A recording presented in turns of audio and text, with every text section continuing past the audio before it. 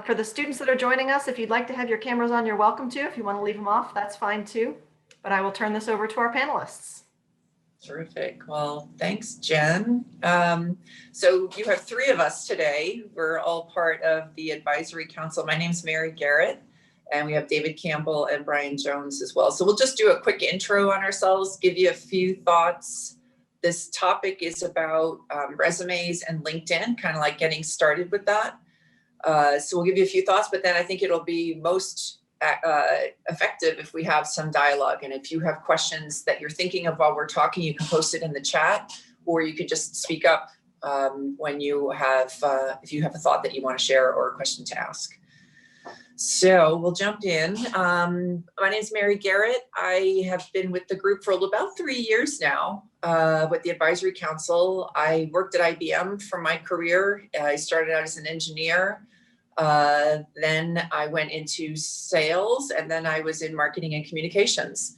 So I've had this kind of crazy arc of a career. It's not typical, but something I enjoyed a lot. So I'll turn it over to either David or Brian, whoever wants to go next. Sure, I'll be happy to. My name is David Campbell, and I think I've been graduated to whatever the executive status is or whatever, but on the advisory council. But I live in Columbia, South Carolina, and I'm president of Turnoff Newman, which is an advertising public relations firm here. We also have an office in Charleston, as well as Charlotte and Orlando. And so one thing I'd be curious for everyone, if since we're going to be talking about resumes and LinkedIn, if people could just say whether or not they even have a LinkedIn profile or not. If you can let us know if you've started one of those or not. But anyway, I'll turn it over to Brian. Hi, my name is Brian Jones. I've had 2 careers and counting. I started as a journalist, primarily in local television, and then transitioned to cable. I was part of the team that started the Fox News Channel, then started the Fox Business Network, and ended up until last September as the president of Fox Business. I am currently looking for work, so don't be out there competing against me.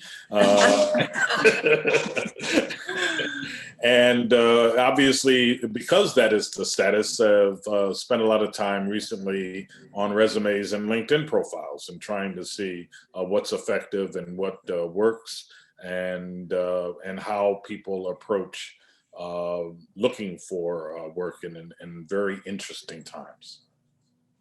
Yeah, interesting. That's a good way to describe this time. It's interesting and kind of crazy.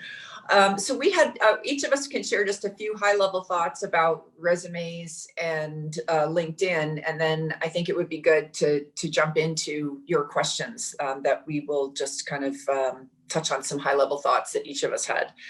So on resumes, I think one of the things I always tell people is that a resume isn't going to get you a job. You're hoping a resume gets you an interview.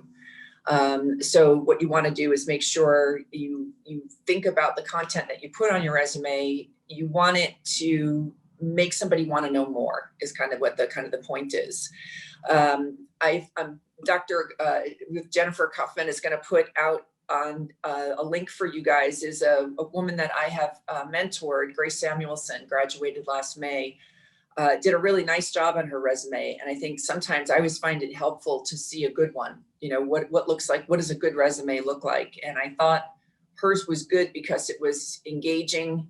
It was succinct. It described the things she's done. And it also, it had a link to her online portfolio, which was a way to really show with substance stuff that she had done. So I thought that was an interesting thing, and we'll put it out there as a resource for you to take a look at.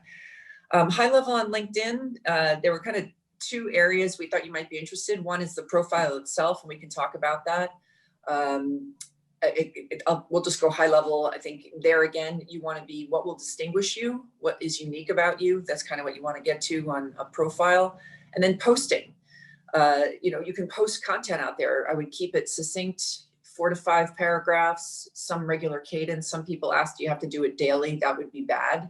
I don't know anybody that has enough to say to post every day, but some kind of cadence, maybe monthly or quarterly, where you could write out there. So let me just stop there. That's very high level, and we could have David and Brian talk, and then we can jump into specific questions you might have. On Sure. the resume, I'm sorry, David. No, you go ahead, please. On the resume, I would add, and we had a brief discussion about this, metrics. And what we mean by metrics is accomplishments that are going to be seen as helpful to the company. And obviously, you're just graduating from college and you haven't run a business or added to revenue. But what you have done is accomplishments that have done those things in your personal life. If you are a troop leader of the Girl Scouts and you've managed, you know, X amount of Girl Scout and sold X amount of cookies for the fund, that's a metric. You know, that shows that you're out there, you're involved, you understand how to help an organization. That's something that I'm going to see as somebody that understands that this is a business, regardless of whether it's a non-for-profit or a for-profit business, it's still a business. If it's a non-for-profit organization that you want to join, they still have to fundraise or gain members or whatever they have to do to accomplish their goals. And if it's obviously a for-profit business, they have to sell their product, whether it's a widget or a thought. So it's important that you demonstrate that you understand in your resumes how you are contributing to the organization.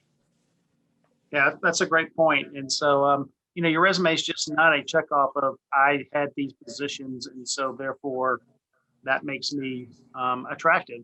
It's really what you're trying to do is show some of the efforts of the things you actually did. So when people hire someone, they hire people because they want them to accomplish things for their company. And so within that, you know, metrics is important for a company's success as they look at it. And we're looking to see how people have accomplished things so they can immediately come in and step up and make contributions to what we're doing. And so focus on those things. So if you were, you know, a server somewhere, to talk about how you increase sales of desserts by, you know, pointing out the specials, or you know, how you increased customer satisfaction reports, or you increased the, you know, number of Yelp reviews or something like that on there because of your outstanding personality and your attention to detail. You know, whatever you volunteer in, show how if you're, you know, within a sorority or another group, how, you know, by being head of a certain committee that you were able to increase what your fundraising was by, you know, 15% over last year because your creative ideas. So it's focused on that than anything else. And, you know, most people tend to think, well, heck, I've got 3 pages of a resume. You know, I must have a lot to say and all that. And again, the resume it's a teaser. It's a taste of me wanting to know more about who you are and what you've done, and utilize it that way. Give me the highlights, and then let me then inquire to hear more from you and pull you into that. And I would add to that, it's there is no custom resume, one size fits all. Every position that you're applying for, you should tailor your resume for that position. If you obviously, if you have a summary or a preamble at the beginning of your resume, you know, then direct it to what that company does and how you could help that organization. And lastly, a metric doesn't have to be economic. It can be, as David was saying, you know, I made a point I was going to give my boss at the ice cream store one good idea a week. That's a metric. That shows me that you were involved in the business. You weren't there just to scoop ice cream and meet your friends. You were trying to help them to succeed. Hey, Brian, one of the things you said, I think, is a really good point, about the tuning your resume or to the job you're going for. And maybe we could give the folks on the call a little bit of insight about that. So this was asked on an earlier session I was in. If you are good on your resume, like Brian was saying, you usually have a paragraph, or there's like a little bit of a descriptor at the top that starts to tell about you. Like Brian saying, tease your interest. You can tailor that when you send your resume into a company, and you can tailor that by looking at different sources. You can look on the company's website. That's a place where they'll post a lot about what they're doing.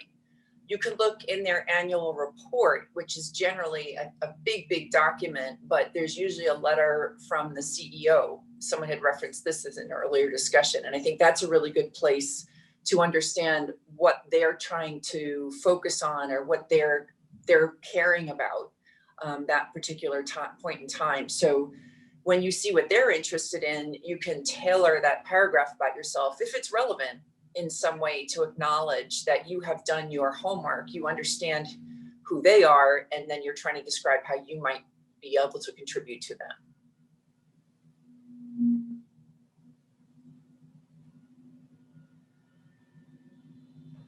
So how about you guys have, first of all, we asked who has a resume. Some of you were saying in the chat that you had one in high school. It's probably time to spruce that up. Yep. And, you know, I mean, people always say sort of LinkedIn is the Facebook for adults or for the working people. And while it's a good connect point, it is something that, you know, you position yourself differently. It's not something where you're, you know, where people have an interest in what you had to eat that day or anything else in there. So it's really the way you shape your whole professional profile. And you need to think about how that wants to be viewed and how, when somebody goes to that to check it out, how you're being viewed there and how you're being seen. And to Brian's point earlier, you want to tailor it sort of toward the industry and the job market that you're going after. So you want to make sure that you think very carefully about how you put it together. Again, it's, you know, it's your resume is in some ways it's your public resume. And so it's important to put that in there, but also the way you build your connections, who you ask to connect with, what do you want to do with them, how you interact with them. That's a key thing from there. LinkedIn can be a good way to try to view people who's at companies you want to be part of, but you don't want to go out and all of a sudden just start saying, okay, I want to connect with everybody, and then expect them to immediately engage and be your best friend. I'm going to use a gaming term. I found, and I'm looking to see if there's any literature out on this. I found a great cheat on LinkedIn, and that is if there's a company that you're applying for, and it lists all the employees that work at that company that are on LinkedIn, go to look at their profiles and look at their resumes that they've posted.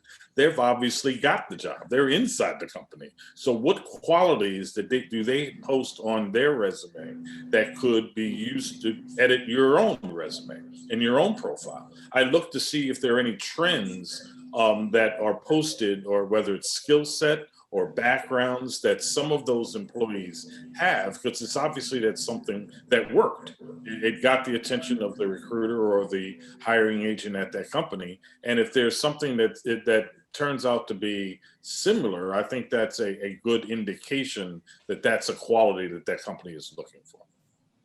That's a good point. Was there a question? Justin, did you have a question? You're on mute. Thank you. I was wondering, is there such thing more or less as like overdoing a resume? And when you do sit down and do your resume, should you be mentioning things like, let's say you've won awards in high school or you've done an internship in high school, is that like too much in the past to add on that resume, or should you be putting those things on there? If it's relevant, think?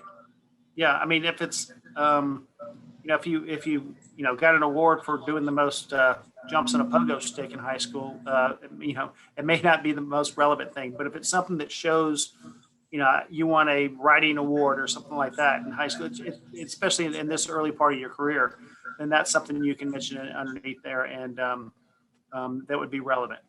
And I agree with David, but you could also add, like, say, if you indicated I'm passionate about mentoring, like, and you have been doing like Big Brothers and Sisters or something, you've been doing that over a period of time, showing that you started doing that in high school and continue doing that till now. I think that shows that you're really committed to something that you said you were passionate about. So that would be another thing to include to go back that far.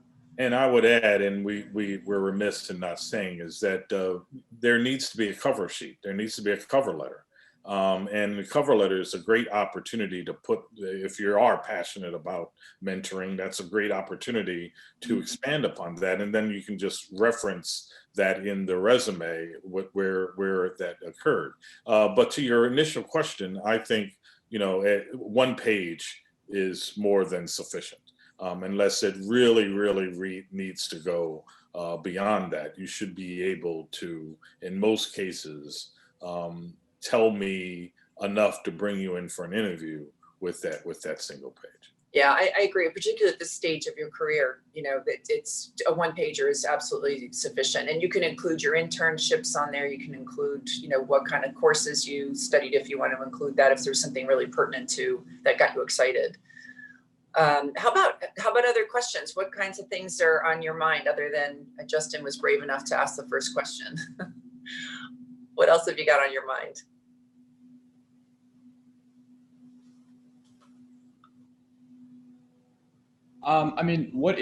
When you guys just sit down and you guys look at a resume, what is the first thing that you notice? And not even like when it comes to like internships and stuff like that. I mean, something like, for example, like formatting or like font even. Like, are there things that immediately you'll look at and be like, no, I'm not going to touch this? Or are there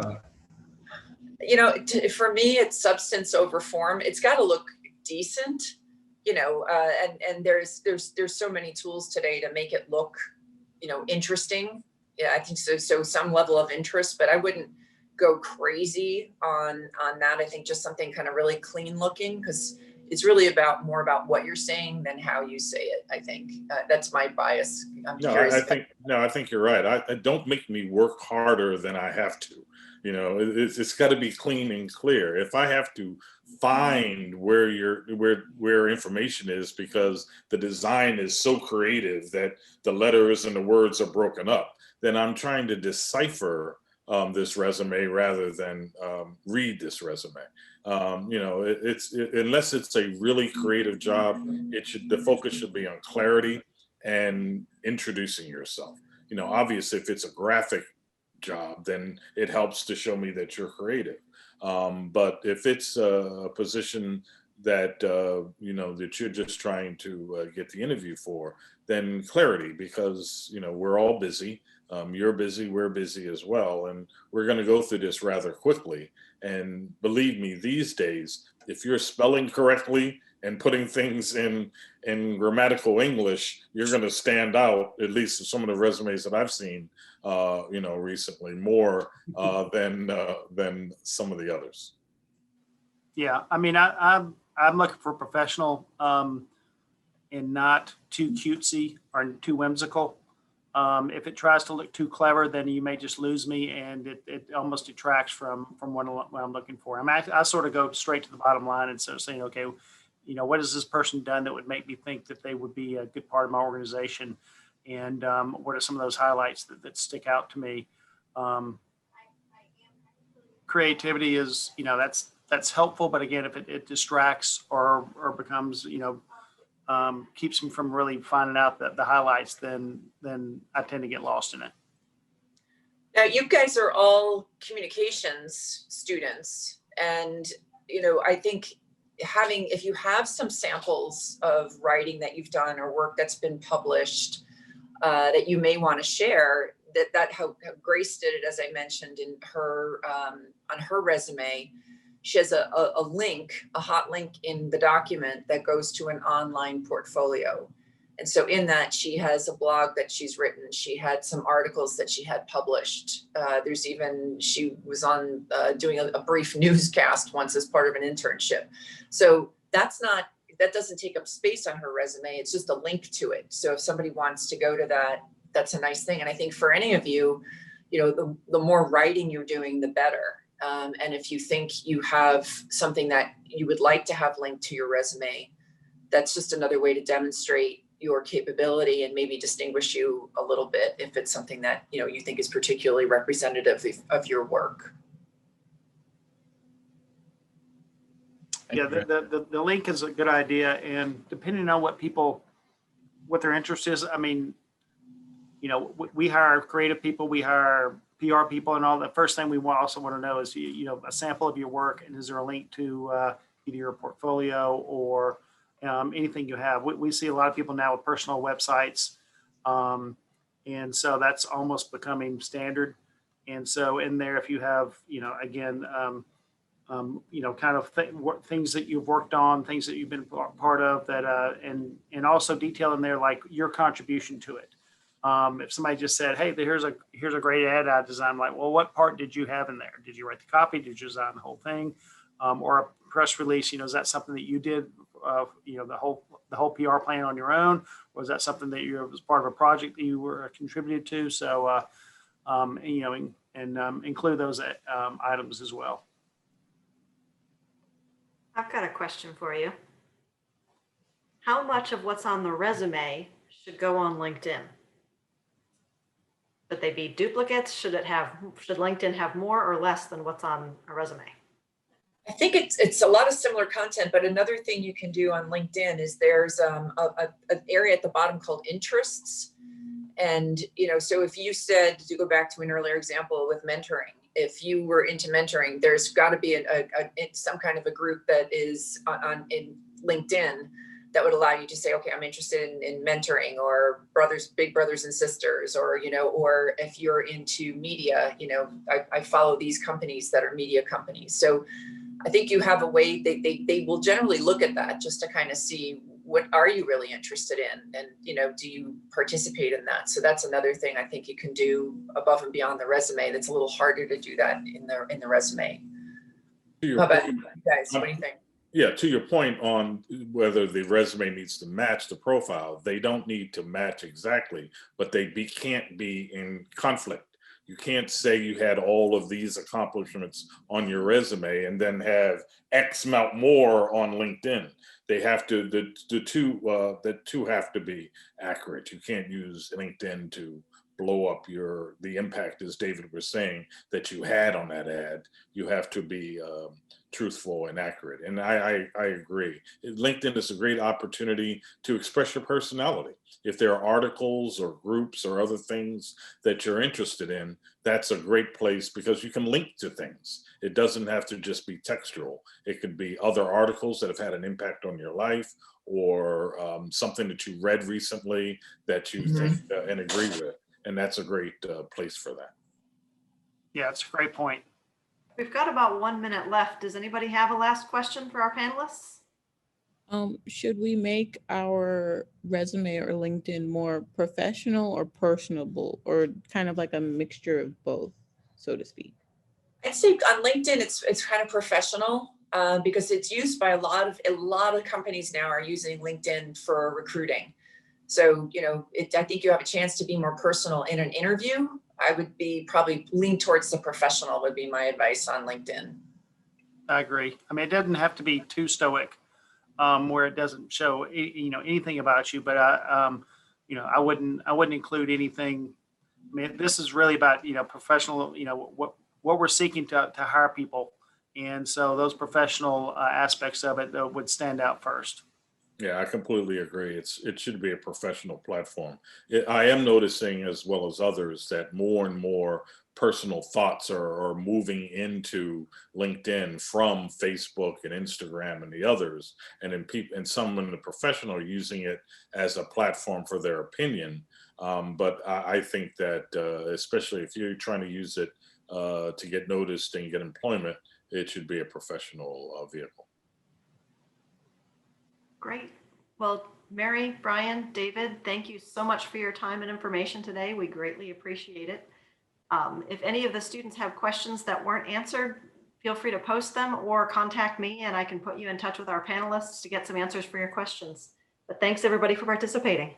Happy to do it. Thanks for having us. See y'all. Bye.